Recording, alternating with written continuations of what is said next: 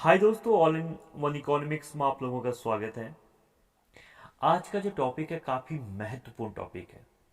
इस टॉपिक को आप ध्यान से सुने, मैं जो बातें कर रहा हूँ उसको समझें। देखो, ये टॉपिक है हायर एजुकेशन के लिए। आज आपने एलटी का एग्ज़ाम दे दिया, आपने लेक्चरर का दे दिया, और आने वाले टाइम पर आपका सिलेक्शन भी हो जाएगा। लेकिन इच्छाएं कुछ बेहतरीन करने की फिर भी रहेंगी, और होनी भी चाहिए। इसलिए हमें क्या करना है आगे, हम इस पे बात करते हैं। देखिए, दो रास्ते और हैं। आपको अब पीएचडी करनी है और आपको असिस्टेंट प्रोफेसर के बारे में सोचना चाहिए। इसलिए सोचना चाहिए क्योंकि बेहतरीन बनना और देश के लिए, खुद के लिए कुछ करना, यह इच्छा आपके अंदर होनी चाहिए। अब देखिए, मैं अपनी बात रख रहा हूं कि आपको क्या करना है। अभी तक पहले मैं आपको छोटी सी जानकारी दे देता हूँ पीएचडी के बारे में। देखो, पीएचडी के लिए क्या क्या महत्वपूर्ण चीज़ें आपके पास होनी चाहिए। देखो, पीएचडी में आपको पोस्ट ग्रेजुएशन में 55% आपके होने चाहिए। और अगर आपके इतने परसेंटेज हैं तो आप किसी भी यूनिवर्सिटी में जो भी फॉर्म आते हैं वहाँ आप उसका एंट्रेंस एग्जाम दे सकते हैं। अब यहाँ भी दो प्रोसेस होती हैं। एक प्रोसेस होती है कि आपका पहला स्क्रीनिंग स्क्रीनिंग ही कहेंगे, क्योंकि दो स्टेप में होता है। कि पहला जो स्टेप है, उस स्टेप में आपका एक पेपर आएगा। उस पेपर में आपको उस सब्जेक्ट से संबंधित क्वेश्चन पूछे जाएंगे और आपको वह क्वालिफाई करना है। उसे क्वालिफाई करने के बाद आप इंटरव्यू में पहुंचेंगे, और इंटरव्यू में पहुंचने के बाद आपका सिलेक्शन जितनी पोस्ट है उतनी पोस्ट पे होगा। देखिए, होता क्या है, जैसे कि 14 पोस्ट हैं। उन 14 पोस्ट में एक क्राइटेरिया रखा जाता है कि जो आपने सब्जेक्ट का एग्जाम दिया उसमें 50% जितने लोगों के हैं उन लोगों को इंटरव्यू में बुलाया जाएगा। अगर आपने वो इतने नंबर क्वालिफाई नहीं किए तो आप इंटरव्यू के लिए क्वालिफाई नहीं है। अब जिनका जेआरएफ होता है उनके लिए ये टेस्ट माफ होता है, वो सीधे इंटरव्यू में आ सकते हैं। लेकिन उससे पहले आपको फॉर्म तो भरना ही पड़ेगा। लेकिन आपका जो पेपर होता है पहला, वो आपके लिए माफ किया जाता है। तो आप इंटरव्यू में, जिसका इंटरव्यू जितना अच्छा जाएगा उसका सिलेक्शन होगा। यह तो आपकी पीएचडी की प्रोसेस होगी। एक चीज क्या कहा कि आपके 55% होने चाहिए। दूसरी चीज, आपका पहला पेपर होगा। उसके आधार पर आपको वो पेपर क्वालिफाई करना होगा। उस क्वालिफाई के बाद आपको इंटरव्यू में बुलाया जाएगा, और इंटरव्यू में जिसके ज़्यादा नंबर होंगे उसी का सिलेक्शन होगा। अब होता कहीं कहीं ऐसा है कि आपका जो जो पहला पेपर है उसका 70% उसको वेटेज दिया जाता है, और जो आपका इंटरव्यू है उसको 30% वेटेज दिया जाता है। तो जिसके नंबर ज़्यादा आपके रिटर्न एग्जाम में आते हैं उसके सिलेक्शन होने के चांस उतने ज़्यादा होते हैं। लेकिन दोनों ही प्रोसेस से आपको गुजरना होगा, इसलिए क्योंकि दोनों ही चीज़ आपको क्वालिफाई करनी है। अगर आपने पहला पेपर क्वालिफाई कर दिया और आप दूसरे पेपर, आप कौन इंटरव्यू में नहीं पहुंचे, तो आपका कैंसिल माना जाएगा। तो ये चीज़ को समझ गए होंगे आप, जो मैं कहना चाह रहा हूँ। अब बात करते हैं हम असिस्टेंट प्रोफेसर की। असिस्टेंट प्रोफेसर बनने के लिए आपको क्या करना है। देखिए, इससे पहले जो असिस्टेंट प्रोफेसर बना जाता था, उसके लिए पहले बात तो असिस्टेंट प्रोफेसर के लिए आपके पास नेट होना चाहिए। आप नेट क्वालिफाई होने चाहिए। और अगर आप उत्तराखंड से भर रहे हैं तो उत्तराखंड में अगर कोई इसका एग्जाम होता है तो उत्तराखंड में आपको यू सेट अगर आपके पास है तो आप एग्जाम दे सकते हैं। नेट है तो चल जाएगा, अगर नहीं है तो आप यू सेट तो आपके पास होना ही चाहिए। यह तो एक जैसे कि आपको एलटी में आपको टीटी चाहिए, वहाँ यहाँ नेट चाहिए। आप इस चीज़ को भी समझ गए होंगे। अब बात करते हैं कि पहले क्या होता था और अब क्या होता है। पहले असिस्टेंट प्रोफेसर बनने के लिए जो लोग नेट क्वालिफाई हैं या यू सेट क्वालिफाई हैं, वह असिस्टेंट प्रोफेसर का फॉर्म भरते थे और उस पेपर में बैठते थे। और उस पहला पेपर होता था सब्जेक्ट का, और सब्जेक्ट में जिसकी स्क्रीनिंग पास हो जाती थी वह इंटरव्यू के लिए क्वालिफाई हो जाता था, और इंटरव्यू में जिसके ज्यादा नंबर आते थे उसका सिलेक्शन होता था। ये पहले की प्रोसेस थी 2017-18 में, उत्तराखंड की बात कर रहा हूं। लेकिन इस वर्ष उत्तराखंड में एपीआई स्कोर के आधार पर आपका सिलेक्शन होगा। अब एपीआई क्या है आपको इसकी जानकारी होनी चाहिए। एपीआई स्कोर कैसे निकलता है आपको यह प्रोसेस पता होनी चाहिए। एपीआई स्कोर के आधार पर आपके कितने स्कोर हैं यह पता होना चाहिए। स्क्रीनिंग में कितने गुना लोगों को लिया जाता है आपको इसके बारे में भी पता होना चाहिए। तो आइए मैं आपके सामने अब अ, आपको कुछ चीज़ें बताता हूँ। अब थोड़ा सा आप मुझे टाइम दें। अब मैं आपको अच्छे से स्लाइड में समझाता हूँ।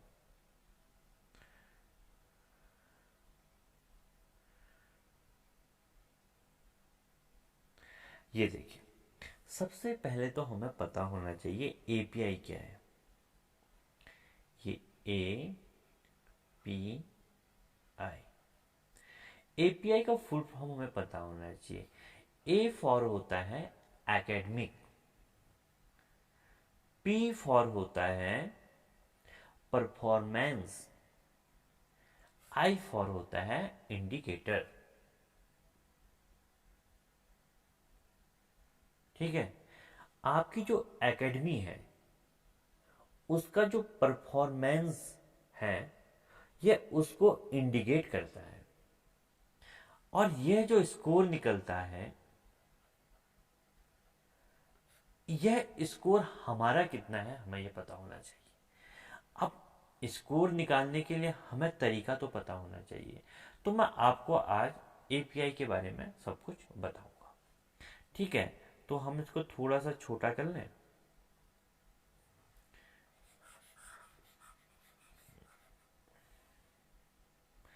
अब देखिए, ध्यान से देखना वीडियो को। आपको मैंने बताया कि पहली बात एपीआई क्या है। एकेडमिक परफॉर्मेंस इंडिकेटर, और इसका जो टोटल स्कोर होता है 100 का। एक मिनट, कितने का होता है 100 का। अब ये 100 स्कोर कैसे निकलता है ये चीज को सीखना बहुत जरूरी है, जो मैं आपको बताऊंगा। देखिए, सबसे पहले हम आते हैं ग्रेजुएशन में। ये हाई स्कूल इंटर नहीं लगता है, ग्रेजुएशन से स्टार्ट होते हैं। ठीक है, ग्रेजुएशन में इसके नंबर को समझिए कैसे। यार मैं थोड़ा डिजिटल पैड टेढ़ा हो रहा है, इसको मैं सीधा कर लेता हूँ। ये देखिए, अब ध्यान से सुनना समझना काफी हुआ है। देखिए 80%, 60 to 80 और 55 to 60 और 45 to 55, 21, 19, 16 हो सक मैं आपको स्लाइड में भी दिखा सकता था, लेकिन समझाना बहुत महत्वपूर्ण है, आप भी समझिए। देखिए, आपके ग्रेजुएशन में अगर 80% से ज़्यादा नंबर हैं तो आपको जो स्कोर मिलेगा वो 21 नंबरों का मिलेगा। 100 में से 21 नंबर मिलेंगे। आपके 60 से 80 के बीच में नंबर है, 60 से 80 तक, या 60 से स्टार्ट और 80 तक टिल, तो आपको 19 मिलेंगे। फिर 55 से 60 तक 16 नंबर, और 45 से 10 नंबर। ठीक है, अब आप किस कैटेगरी में आते हैं आप देख लीजिए, आपको उतने नंबर मिलेंगे। अब ठीक है, अब पोस्ट ग्रेजुएशन की बात करता हूं। अब पोस्ट ग्रेजुएशन में आप देखिए 80% वाले को 25, और 60 to 80 23, और 55 और 20, इससे नीचे क्यों नहीं आ रहा हूँ वो भी बताता हूँ। पीजी में अगर आपके 80% हैं या 80% से ज़्यादा हैं तो आपको 25 नंबर मिलेंगे। 60 टू 80 के बीच में तो आपको 23 मिलेंगे, और 55 से अबव हैं तो 55 या 55 से अबव है तो 20। अब इससे नीचे क्यों नहीं बात कर रहा हूँ, क्योंकि अगर जनरल का वॉइस है उसके 55% से नीचे नंबर है तो वो क्वालिफाई नहीं है, वो क्वालिफाई नहीं माना जाएगा। तो आपके लिए असिस्टेंट प्रोफेसर के लिए भी आपको 55% होना जरूरी है। आ, तो यहाँ से आपको ये चीज़ भी ध्यान देनी पड़ेगी। और जो कैटेगरी में यहाँ पर हो सकता है 50%, जितना भी कैटेगरी का दिया होगा 50 या 55 हो, ओबीसी का 50 होगा और कैटेगरी का 45 या 40 होगा, तो उनको भी उनके नंबरों पर 20 नंबर मिलेंगे या 20 नंबर मिलेंगे। तो उनका लास्ट आप देख लेना देख लेना कि यहाँ पर 10 है या किन, लेकिन ऐसा कोई होगा नहीं। तो मैं आपको यहाँ पर यहाँ तक ही रुक देता हूँ, मैं जनरल तक की बातें करता हूँ। ठीक है, ये हो गया पीजी का स्कोर। अभी आगे बढ़ते रहिए। ये एक तो आपको मैंने बता दिया। अब पीजी के बाद आपका आता है एमफिल। एमफिल में अगर आपके 60 नंबर हैं तो आपको 7 नंबर मिलेंगे, 60%, और 50 से 60% के बीच में है तो आपको 5 नंबर मिलेंगे। एमफिल हो गया। और पीएचडी में आपके 25 नंबर मिलेंगे। अभी सबको लिख देता हूँ फिर एक बार बताता हूँ। जेआरएफ में आपको हैं 10 नंबर, नेट में आपको 8 नंबर, मेरे पास को मैंने ये नोट भी किया है, मैं आपको बता देता हूँ। 5 नंबर, और ये रिसर्च पेपर 1 2 3, रिसर्च पेपर में 2 2 2, और एक्सपीरियंस के आपको मिलेंगे 2 2 2 2 2। एक्सपीरियंस हो गया। एक्सपीरियंस के बाद है आपका अवार्ड, नेशनल टीम और स्टेज शो। तो अब देखिए, ये आपका टोटल आपको मैंने दिखा दिया कि आपको ये इतना तो समझ में आ गया था। देखिए, अगर आपने एमफिल किया है और एमफिल में आपके 60% है तो आपको 7 नंबर मिलेंगे, और आपने 50 से 60% के बीच में है तो आपको 5 नंबर मिलेंगे। और पीएचडी क्यों महत्वपूर्ण होगी है, इस चीज को समझिए। पीएचडी के हैं 25 नंबर। अभी बोरिंग लग रहा होगा थोड़ा, लास्ट में अच्छे समझ में आएगा, अभी देखते रहिए। पीएचडी के हैं 25 नंबर। अगर आप जीआरएफ क्वालिफाई हैं तो आपको 10 नंबर मिलेंगे, फिर आपके ये नंबर काउंट नहीं होंगे। अगर जीआरएफ नहीं है तो फिर आपका नेट होगा तो 8 नंबर मिलेंगे, और सेट है तो 5। अब ऐसा नहीं कि मेरा सेट भी है, नेट भी है, जीआरएफ भी है तो मुझे 10 8 5 नहीं, आपका टॉप जो इनमें सबसे बड़ी डिग्री है उसके नंबर मिलेंगे। ठीक है, जिसका जीआरएफ होगा तो उसका नेट भी होगा, क्या होता सेट भी हो तो उसको 10 ही मिलेंगे, और जिसका नेट है उसको 8 ही मिलेंगे, और नेट और सेट दोनों है तो फिर भी आपको 8 ही मिलेंगे, और जिसका सेट है तो उसको 5 मिलेंगे। समझ में आया? अब रेगुलर जो यूनिवर्सिटीज में पढ़ा रहे हैं उनका, सॉरी पहले तो रिसर्च पेपर की बात कर देता हूँ। आप पीएचडी के पास आपका रिसर्च पेपर पर काम होता है। अगर आपके पास एक रिसर्च पेपर आपका है तो आपको सबमिट हुआ है तो आपको 2 नंबर मिलेंगे, और 2 हुए हैं तो 2 और जोड़ लीजिए, 3। अधिकतम 3 पेपर की बात करता है। रिसर्च पेपर में अधिकतम आपको 6 नंबर मिल सकते हैं। अगर एक ही है तो 2 नंबर, 2 है तो 4 नंबर, 3 है तो 6 नंबर। ऐसा नहीं कि आपके पास 4 होंगे तो आपको 8 नहीं, अधिकतम है 6 नंबर। और उसके बाद आपका जो एक्सपीरियंस है, आपने पढ़ाया है यूनिवर्सिटीज में, तो 1 ईयर का आपको 1 ईयर का आपको 2 नंबर मिलेगा। और अगर 2 साल पढ़ाया है तो आपके 4 नंबर, 3 पढ़ाया है तो 6, और 4 पढ़ाया है तो 8, और 5 पढ़ाया है तो 10। तो 10 इसमें अधिकतम नंबर है, तो 10 नंबर आपके ये हो गए। और आपको नेशनल अवार्ड मिला है तो आपको 3 नंबर मिलेंगे, आपको स्टेट अवार्ड है तो आपको 2 नंबर मिलेंगे। अब इसका टोटल, अब ये अवार्ड शायद इसी एजुकेशन में जहाँ तक मुझे लगता है कि बात होती होगी कि आप जब आपने नेट करा हो, पीजी करा हो, ग्रेजुएशन करा हो, पीएचडी करा हो, जीआरएफ करा हो, सेट, तो उसी लेवल में बात कर रहा होगा। तो अब हम टोटल स्कोर देखते हैं। अब देखिए इसको 100 कैसे, 100 आना चाहिए। ग्रेजुएशन में आपके 21 हाईएस्ट नंबर है, ठीक है।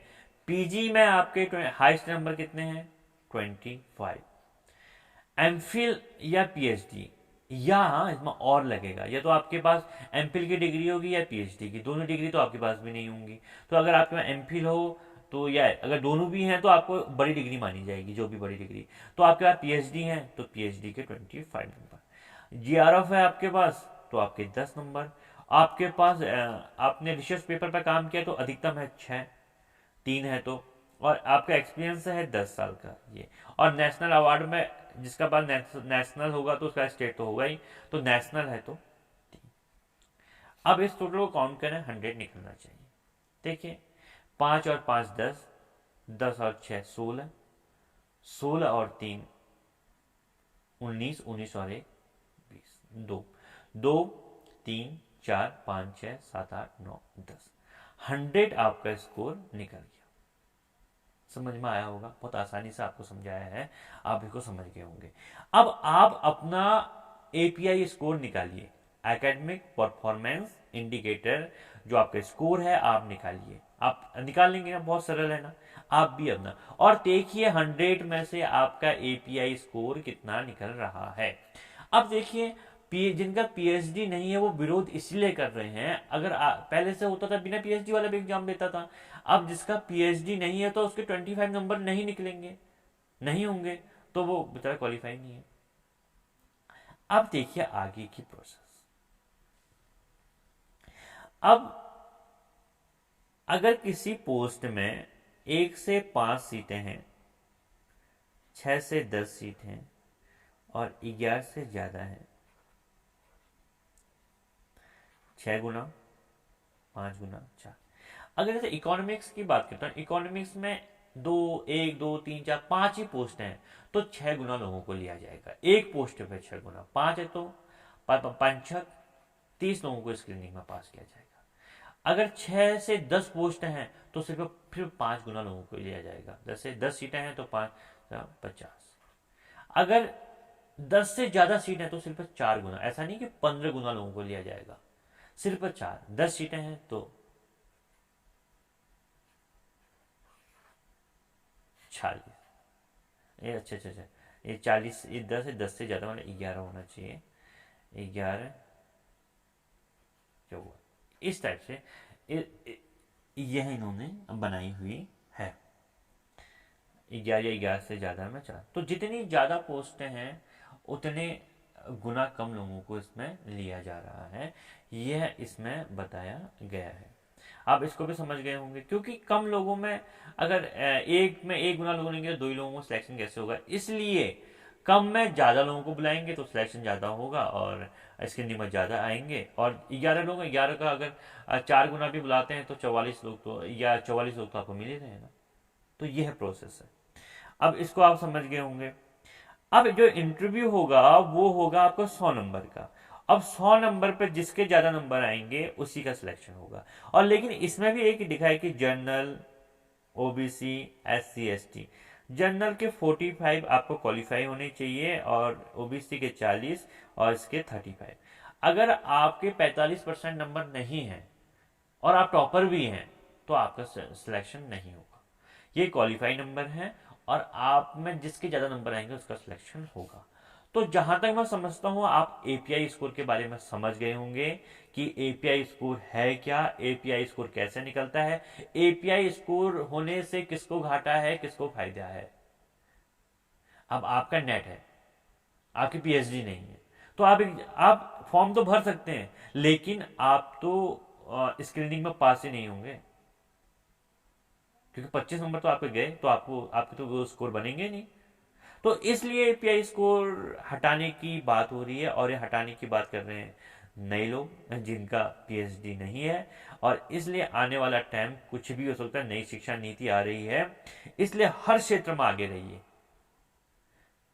कुछ भी हो, हर चीज से लड़ने के लिए तैयार रहिए। आपके पास इतनी डिग्री हो तो किसी भी प्रकार से प्रोसेस हो, आप हर प्रोसेस में आगे रहिए। तो thank you so much for watching my video. मेरी वीडियो को लाइक करें, अच्छी लगी हो तो दोस्तों शेयर करें, क्योंकि ज्ञान बांटने से बढ़ता है और मुझे मोटिवेशन मिलेगा तो मैं आपके लिए और अच्छी अच्छी वीडियो बनाऊंगा। तो आप लोगों का साथ रहे, आप इस वीडियो को लाइक एंड सब्सक्राइब करें, लोगों को वीडियो को लाइक करें और चैनल को सब्सक्राइब करें और लोगों तक इसको शेयर भी करें। Thank you so much, bye.